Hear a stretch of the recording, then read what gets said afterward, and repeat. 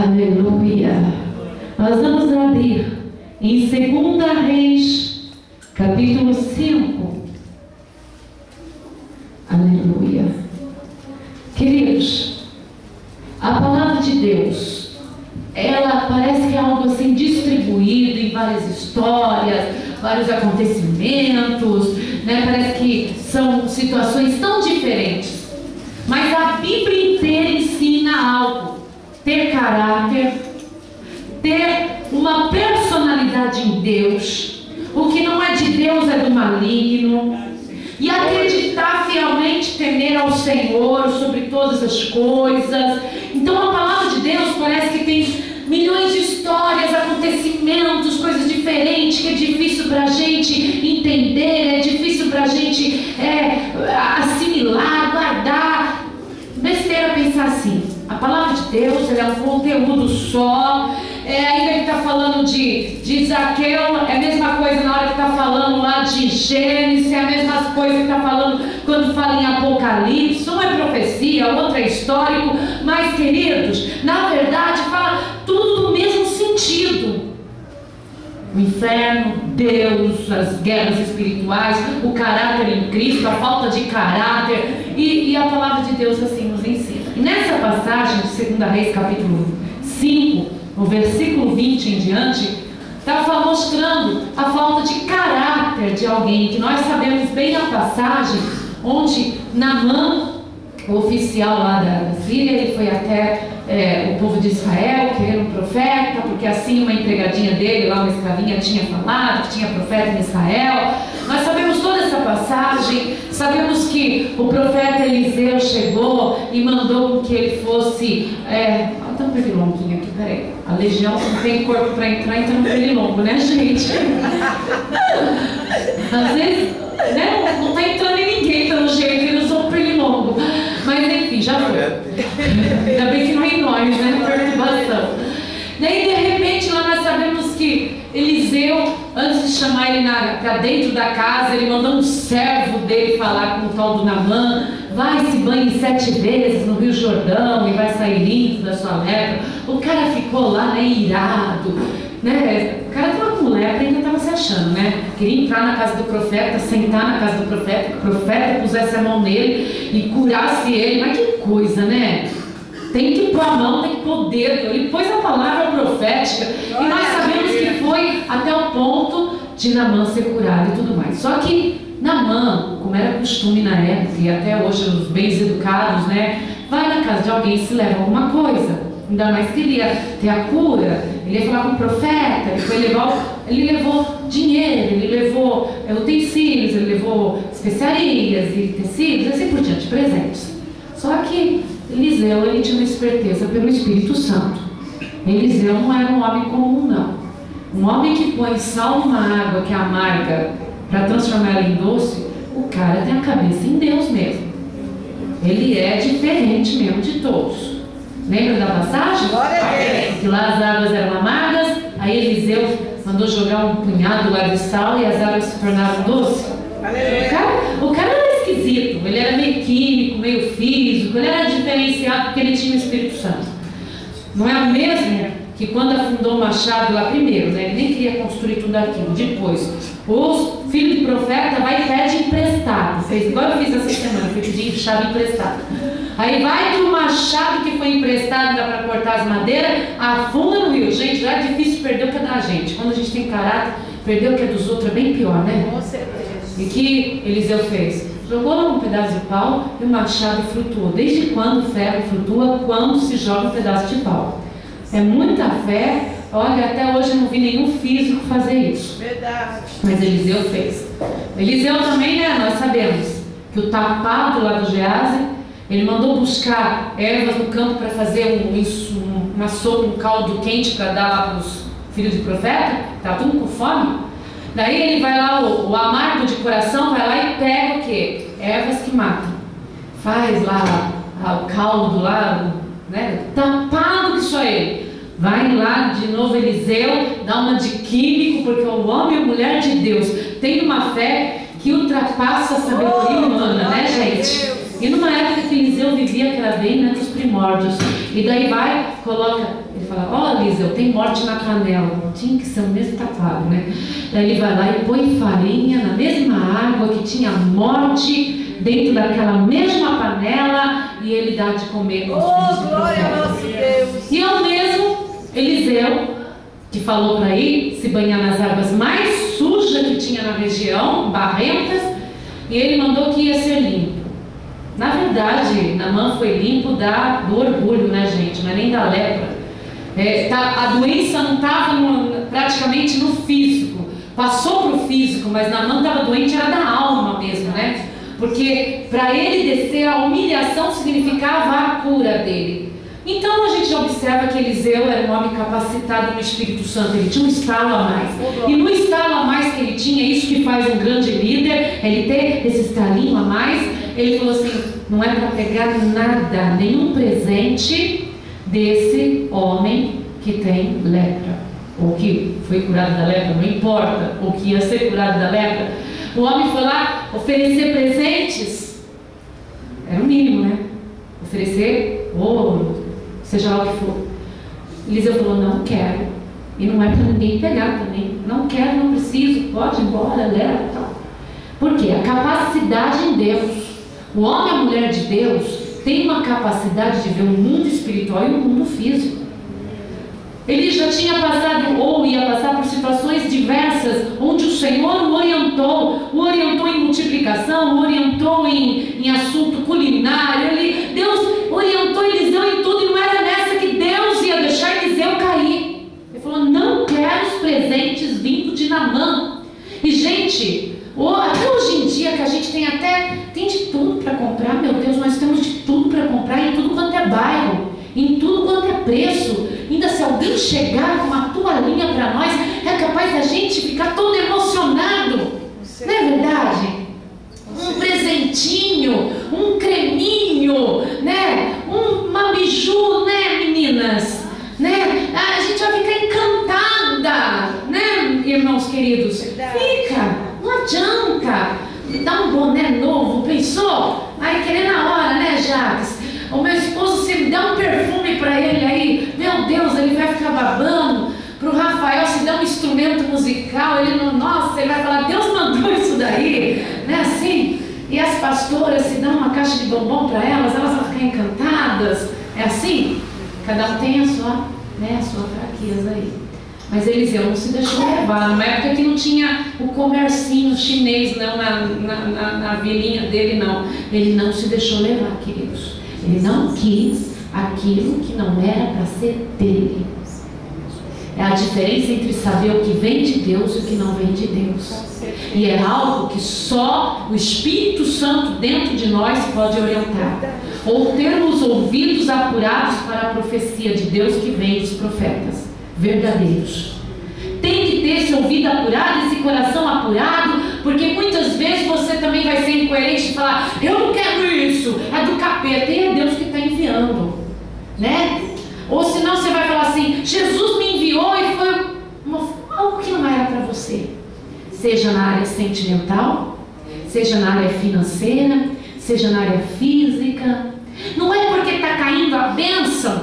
Vamos lá, está caindo a bênção sentimental, casou 40 na igreja, aí a pessoa fala, eu sou o próximo, daí vem Satã em forma de mulher ou de homem, e a pessoa está falando, é que está a era da bênção na igreja, aí fica no cárcere para sempre.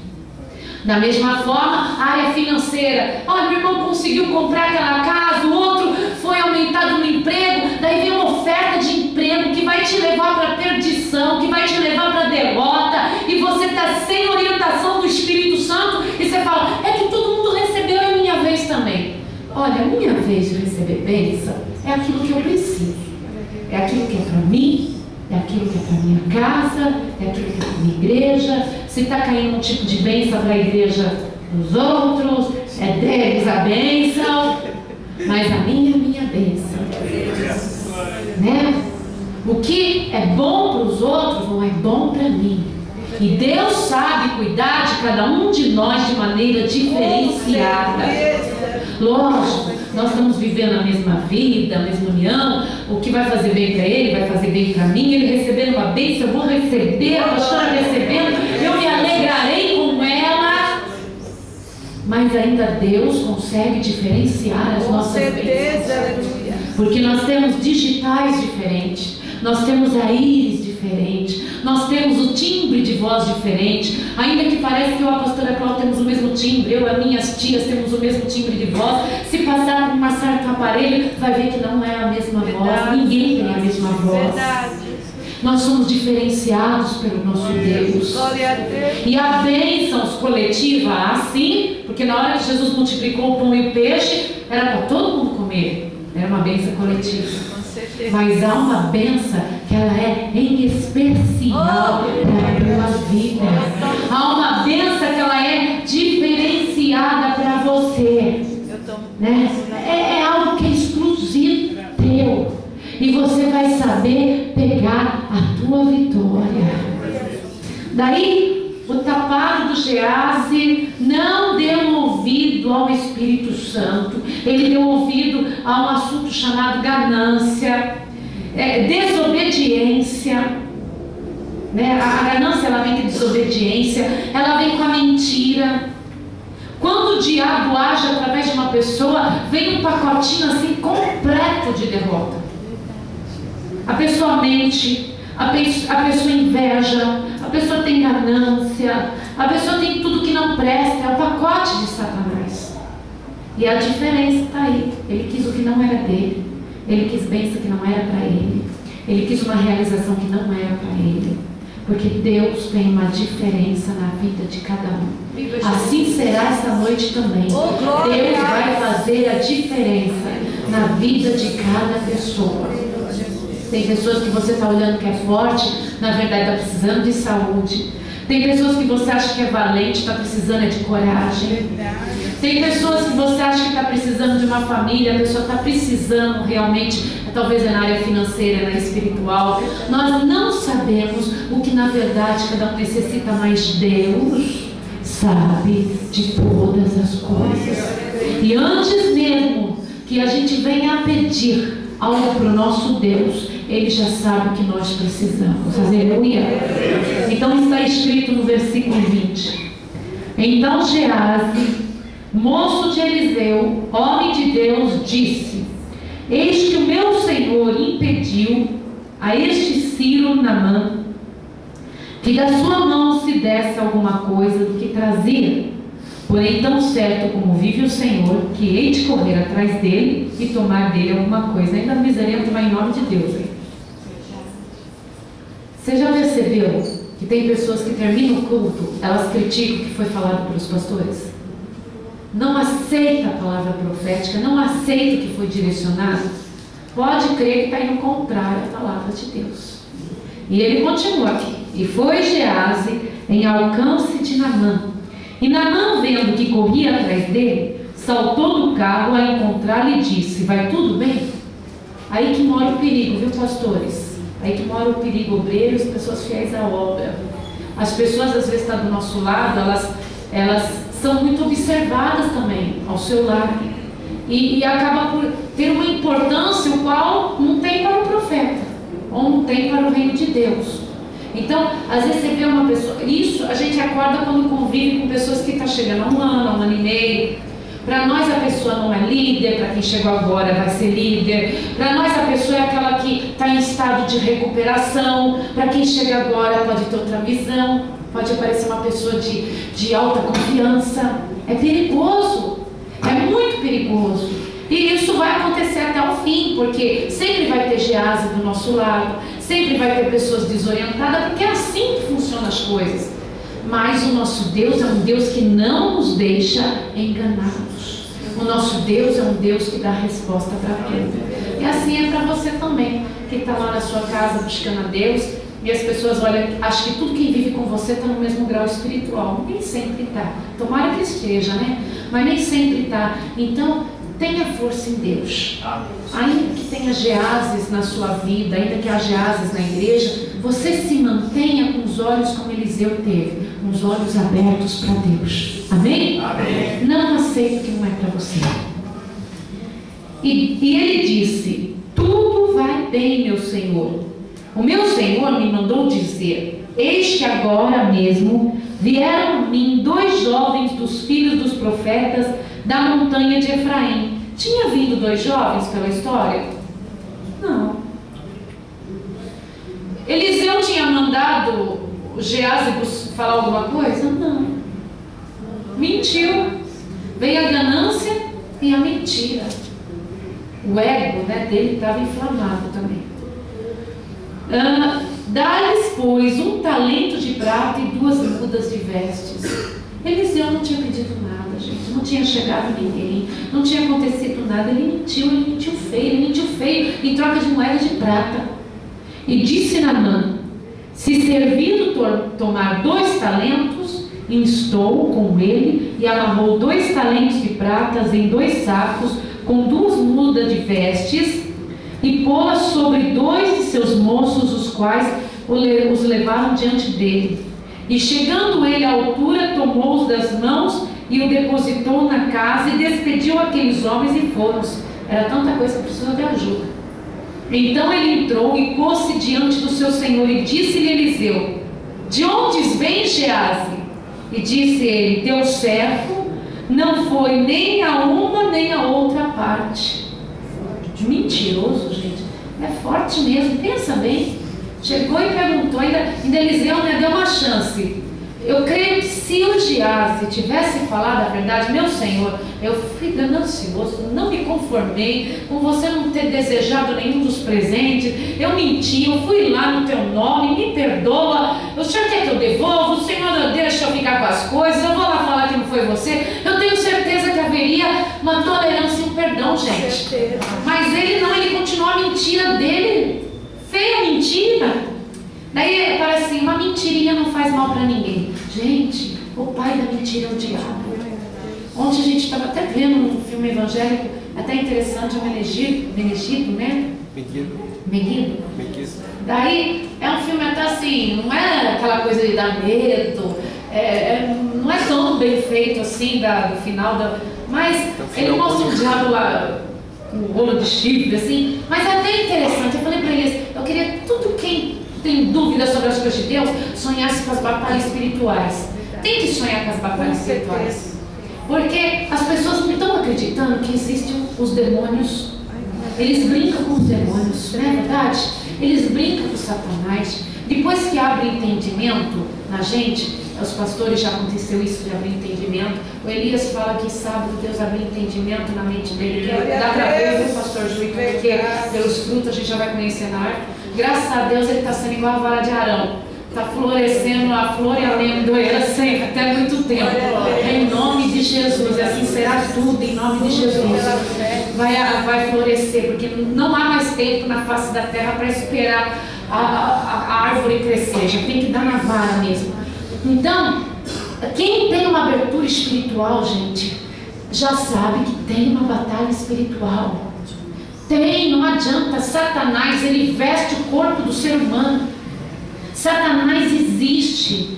Aí a pessoa, quando ela não quer ter um compromisso com Deus e não tem medo do diabo, tem medo de nada, brinca com tudo, ela fala assim, sabe, mas Deus é maior. Deus é maior sim. Deus é maior e deixou escrito a existência do inimigo, deixou as armas para lutarmos contra ele, mostrou que é uma guerra realmente feroz. O Senhor mostrou que Satanás trabalha no pior campo que existe, que é o campo da emoção, o campo da alma, do coração. O Senhor mostrou bem as batalhas. Deus mostrou através das histórias dos seus profetas, dos seus reis, dos seus discípulos. O Senhor mostrou na história da cruz verdadeiramente a maior batalha travada de todos os tempos até então. Não nos deixou enganado que o adversário ele é feroz. E as pessoas, meus queridos, têm brincado com os demônios. E eu creio que se Deus trouxe vocês aqui, a maioria de vocês são pessoas que Deus quer capacitar contra o adversário. A maioria de vocês Deus quer alertar contra o adversário.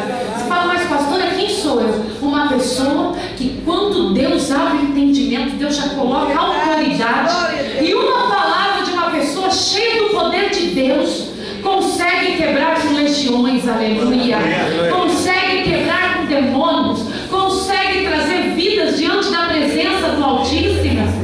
Gente, não se brinca com o diabo, não se brinca com os demônios. Se você na área emocional, corta mesmo, quebra ele, destrua ele, aniquila com ele, humilha ele. Nesse campo você pode humilhar Satanás. Você está ali, ó, no comando junto com Deus. Aleluia! E a mentira é o maior triunfo do diabo na vida dos seres humanos, queridos. É a mentira. A mentira que leva ao adultério, que é o engano que tem alguém melhor, é o engano que vai ser mais feliz, é a mentira que faz uma pessoa acreditar que se ela é homem ela pode ser mulher, é a mentira que faz acreditar se ela é mulher pode ser um homem, é a mentira de Satanás, a mentira que agora está passando pelas redes de televisão nesse momento, contando através de novelas, uns coitados lá atuando, e o Satanás contando mentira a centenas e milhares de pessoas, sendo exportado esse lixo para fora. Essa mentira contra o povo de Deus. Satanás, ele vem ensinar mentira contra o povo de Deus. E quando uma pessoa que serve a Deus mente, gente, é uma entrada de legiões. Não é um demônio, não, é entrada de legiões.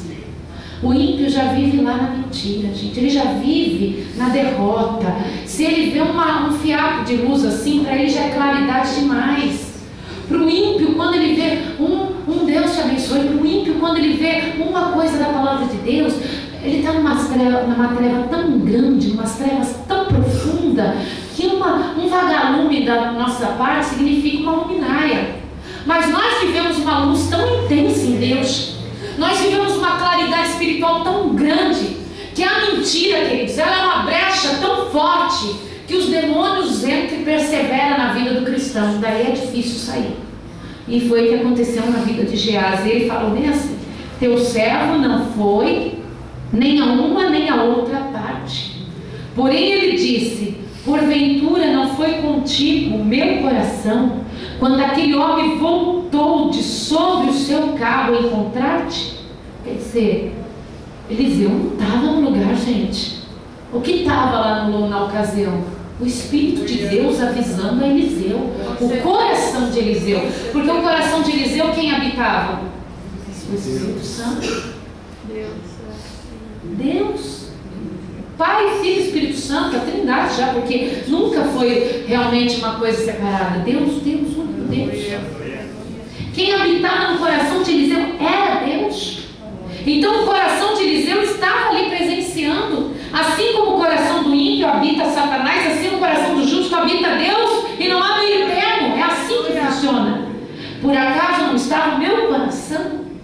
Daí para encontrar-te, era isso a ocasião para tomares prata, tomares vestes, e olivais, e vinhas, ovelhas, bois, e servos e servas. Quer dizer que a coisa era grande. Também a negociação em cima daquilo que ele ganhou ia dar muita coisa. Portanto, a lepra de Naamã se pegará a ti e a tua semente para sempre. Queridos, parece que é uma palavra mal dirigida de Eliseu, não parece? Então, por isso vai acontecer isso? Não é. É que Eliseu tinha visão espiritual. Porque se Eliseu não tivesse visão espiritual, ele mesmo tinha pego as vestes. Ele mesmo tinha pego as ofertas que tinha sido dada. Não era uma palavra mal dirigida, é que ele via as legiões estavam aprisionadas ali. Ali tinha demônios, ali tinha maldições. Não é assim, agora Eliseu amaldiçoou Geazi. Não é isso, queridos. É que ali haveria uma continuidade de demônios se eles pegassem. Senão ele já teria pego antes. Aí ele falou assim: portanto a lepra de Naamã se pegará a ti a tua semente para sempre. Tinha um irmãozinho ali da igreja, graças a Deus. Quando eu ia dar um alerta para ele, a pastora Clara falava: ô pastora, você está me direcionando palavra mal dirigida?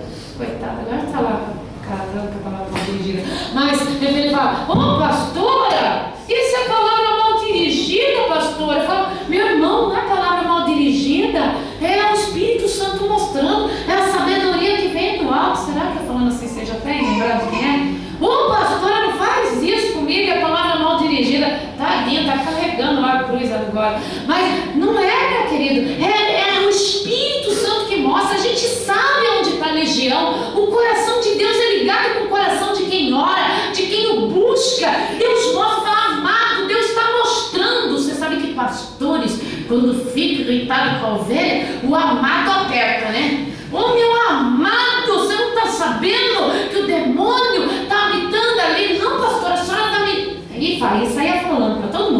parente. A pastora me lançou palavra mal dirigida. Agora, coitado, sofre tanto que nem fala mais. Agora eu vou com uma revelação que o Senhor deu assim, pastora, Deus está mostrando mesmo, pode orar. Agora que Deus está mostrando para a senhora. Glória a Deus. Como tiver irmãos, pastora, a hora que Deus está mostrando para a senhora, é isso mesmo. Aprendeu a duras custas, né? Com certeza. E aqui, e aconteceu? A família de Gease começou a ser uma família de leprosos. A partir daquele momento, ele se tornou leproso e todo o DNA dele também. Aí você fala assim, percebeu, pastora, que a gente tem maldição mesmo? Porque sabe, o meu pai devia, meu avô devia, meu bisavô devia. E é engraçado que quando tem maldição, né, a pessoa ainda casa com alguém que tem mais ou menos uma maldição parecida, já perceberam? Né? Para a coisa dar assim, ao quadrado, né? Aí que você tem que crer na quebra de maldições que Jesus fez por nós na cruz do Calvário. Que tem aquela de ser cigano, que é na palavra de Deus. Hoje eu não lembro onde está, mas tem que habitar em tendas. Tem. A palavra de Deus é incrível, ela nos ensina tudo isso. Aí você vê que é uma coisa que está se repetindo. Está acontecendo de família para família. Aí você pega aí, já vai e fala assim, mostra para Satanás, meu Deus já levou todas as minhas maldições, todas as minhas transgressões, todas as minhas enfermidades, todos os meus pecados. O meu Cristo, o meu Redentor já levou na cruz do Calvário. Ainda que meu tataravô era igual Gease, ainda que meu pai era igual Gease, ainda que a minha mãe era igual Gease, ainda que a minha avó era igual Gease, o Senhor Jesus já quebrou a maldição. Aleluia. Glória a Deus. Glória a Deus. A palavra termina assim aqui. Então saiu de diante dele leproso e branco como a neve. Mas a palavra de Deus, ela não é só feita de maldições, queridos, ela é feita de bênção para aqueles que creem. Abre comigo em Isaías 43. Eu creio que é um dos mais bonitos em bênção. Antes que você leia Isaías 43, está em Isaías 58:11.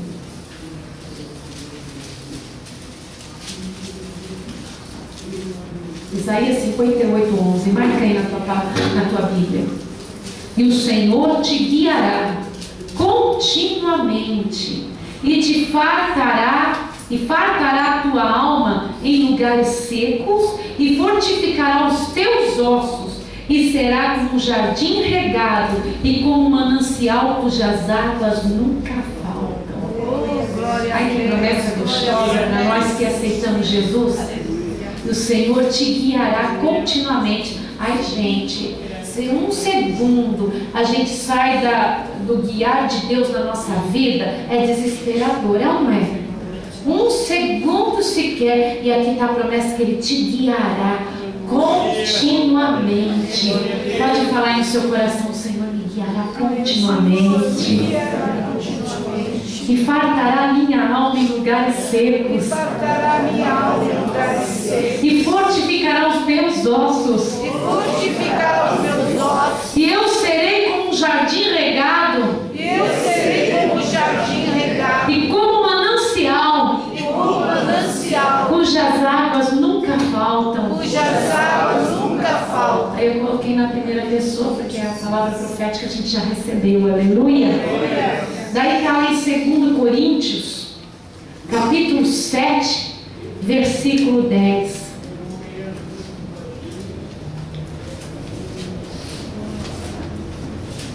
O Senhor consegue, lugar seco, Ele fortifica a nossa alma. E na tristeza, Ele opera arrependimento. 2 Coríntios, capítulo 7, versículo 10, desculpa. Porque a tristeza, segundo Deus, opera arrependimento para a salvação, da qual ninguém se arrepende, mas a tristeza do mundo opera a morte. Aqui fala assim, nós que entramos em Cristo, quando a gente sente o pecado vindo, vem uma tristeza, aí a gente vai para arrependimento. Quando se trata do coração que está ligado ao mundo, vem uma tristeza, aquele não tem arrependimento, ele caminha para a segunda morte. Mas nós não. Na tristeza, o Senhor opera arrependimento. Às vezes você está passando uma luta forte com alguém que você ama, ou vendo alguma coisa ruim acontecendo. Observa bem, vem uma tristeza. Quando você é do Senhor, você fala assim: ai Senhor, eu me arrependo por aquela pessoa. Ai Deus, se eu tivesse falado de Jesus, ah Senhor, se eu pudesse fazer. Entra um arrependimento, não adianta. Quando a gente é do Senhor, a gente se arrepende. Na tristeza, entra arrependimento. E lá em 2 Pedro, capítulo 3, às vezes você fala assim: ah, mas até quando, Senhor? Até quando? Está tão tardio para chegar as coisas. 2 Pedro, capítulo 3, versículo 8 e 9. 2 Pedro, capítulo 3, versículo 8 e 9. Mas, amados, não ignoreis uma coisa, porque o apóstolo aí estava falando que a turma estava assim: ah, meus pais já morreram, quando vai acontecer isso? As pessoas, sabe, ficam falando da volta de Cristo que nunca acontece. Assim falavam no passado também, Jesus veio. E assim é sobre as nossas bênçãos também. As pessoas, até quando? Ah, eu lembro que ontem mesmo eu estava chorando que era solteirona, hoje eu estou casada. Não é verdade? Ontem mesmo eu chorava no mesmo púlpito. Eu chorava que nunca tinha beijado, agora eu beijo, até por que eu faço de piada de solteirona na frente quintal aí, ó? Eu e a minha equipe de solteirona, né? Aí, ó. Por isso que eu sei que o fim está próximo. Eu falava: olha, se eu casar, breve está o arrebatamento, a Magedão, ninguém está dando ouvido. Eu sei, eu estou quase igual a Israel, no relógio de Deus. Até os céus clamaram no dia, né? Até os céus clamaram. Nunca houve tanto trovejar nos céus. No dia do nosso casamento foi um estrondo só, sem parar. Eu sei, gente, eu sei que para nós dois, isoladamente, éramos casos realmente declarado, finalizado. Sabe quando já dá o atestado assim, óbito para o assunto? Ele do lado dele, eu primeiro. Aí o Senhor vem e faz um milagre. Ele falou assim: ó, tô já para voltar. No céu não vai se dar em casamento, deixa eu deixar a minha serva casar na terra. Mas que teve milagre, teve. Mas para ontem, parece que nem foi ontem. Já estão 1 ano e 2 meses casados. 4 meses, meio. Março, abril, maio, 3 meses. Você veio para São Paulo por 1 ano e 4 meses. Então, tudo isso já é forte. Porque para Deus não existe tempo. Eu falo: mas Senhor, você vai esperar eu ficar velhinha? Não. Ó, podem achar, mas graças a Deus eu não estou achando velhinha. Eu acho que eu estou no tempo exato de ter casado. Eu não queria ter casado antes, sinceramente não. Está no tempo exato de Deus. Não é verdade, bem? Uns 2, 3 anos, tudo bem, mas há 20 anos atrás eu não gostaria de ter me casado. Eu já ia ser bisavó. Agora eu estou me achando a menininha que acabei de casar, né? Estou com meu maridinho. Deus tem, para o meu cérebro, Deus teve o tempo dele. Para o meu viver, Deus teve o tempo dele. Lógico, se eu tivesse casada há 30, não dava também, há 20 anos atrás, e eu fosse bisavó hoje, eu ia falar: gente, sou a bisavó mais linda do mundo. O servo de Deus, ele é conformado com tudo, vocês sabem disso. É ou não é? Mas Deus conhecia meu coração. E assim como Deus conhece o momento de dar para você a tua bênção, a tua cura, o teu milagre, a tua realização. Aleluia!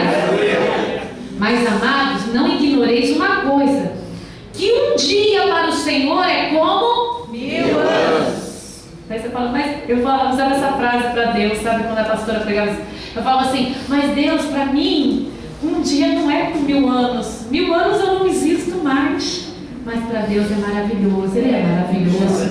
E 1000 anos é como um dia. Pensa bem, queridos. A gente conta a história da colonização aí como se faz muito tempo. Mas quando a gente conta a história do povo do Senhor no Egito, que foram 400 e quanto? 430 anos, a gente conta como se fosse um dia. Né? A gente conta, olha, o povo teve lá, coitado, só descobrimento do Brasil, a gente fala, faz tanto tempo. É ou não é?